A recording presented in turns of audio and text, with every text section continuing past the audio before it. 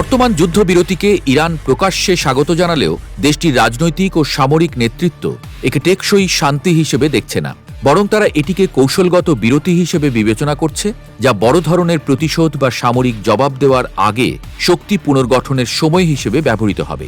এই সুযোগে ইরান তাদের পারমাণবিক কৌশল পুনর্মূল্যায়ন, আঞ্চলিক জোট সম্প্রসারণ এবং সামরিক কাঠামোর দুর্বলতা চিহ্নিত করে নতুন পরিকল্পনা নিচ্ছে।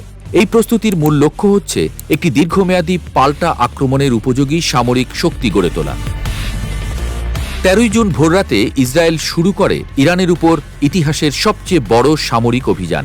ওই হামলা কেবল পরমাণু স্থাপনা বা ক্ষেপণাস্ত্র ঘাঁটিতে সীমাবদ্ধ ছিল না। ইসরায়েল ইরানের শীর্ষ সামরিক নেতাদের লক্ষ্যবস্তু বানায়। নিহত হন সেনাপ্রধান মেজর জেনারেল মোহাম্মদ বাঘেরি, রেভলিউশনারি গার্ডের কমান্ডার হোসেইন সালামি এবং অ্যারোস্পেস প্রধান আমির আলী হাজিজাদে।